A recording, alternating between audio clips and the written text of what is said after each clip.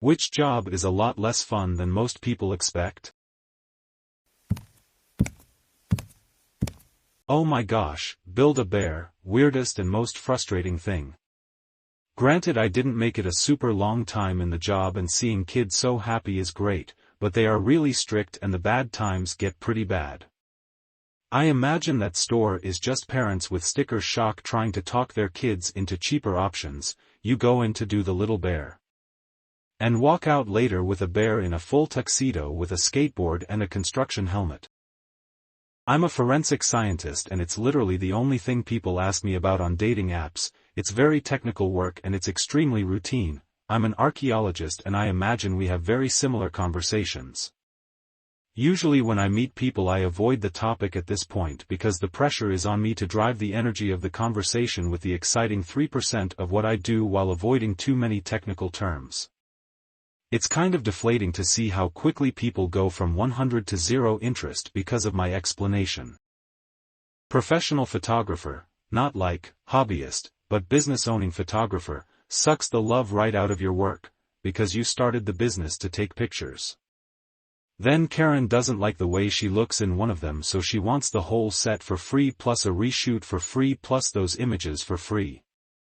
Then the two high school kids getting into a very ill-advised marriage at exactly 18 years old wants to book you for their wedding but their budget is only $50.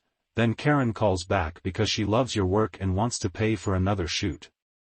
But only if you agree to do her friend's daughter's destination wedding for free. Then you get a call from your last bride. It's been 2 weeks since their wedding, where the peep are her pictures. Then you get no leads from a bridal expo. Then a client finds out you don't support their candidate and tries to take you to court to get her money back.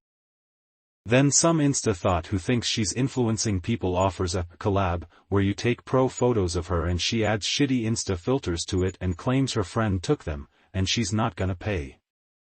And then you get some entitled mom who wants you to photograph every day of her newborn's first year of life for $100. I went back to being a hobbyist.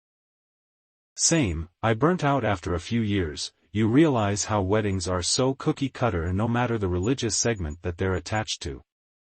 The shittiest one has got to be the couple who refused to honor the contract and didn't pay me after their wedding. Naturally I held their photos until payment was made.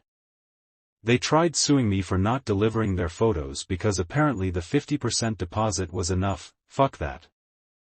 Took it to court and the Justice of Peace, this is in Canada, ordered him to pay up, wasted a day and $400 to file the case.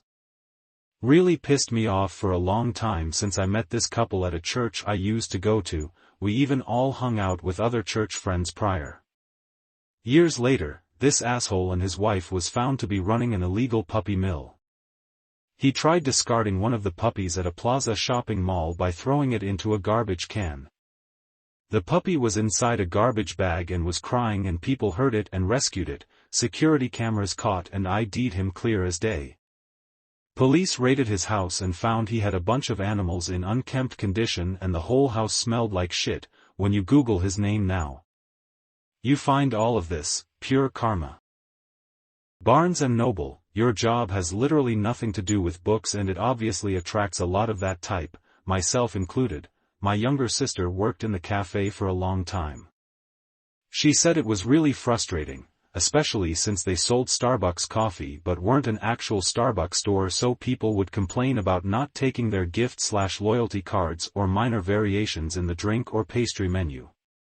That and making espresso drinks for people's 5-year-olds just felt really slimy.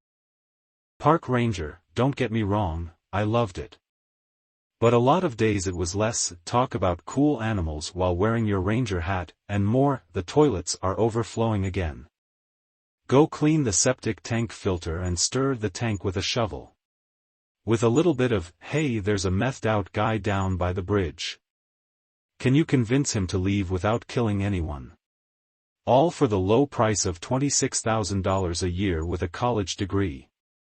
Edit so more people will see this. I hate the idea that this comment might dissuade anybody from becoming a park ranger. These jobs are so varied. And I just happen to work for an underfunded agency with too few staff, honestly. I still love this job and would have kept doing it forever if a higher-paying outdoor environmental job hadn't pretty much fallen into my lap. Being a park ranger taught me so much, and most importantly, I got trained as a wildland firefighter, which is still my favorite part of my job. If you've always dreamed of being a park ranger, please go for it.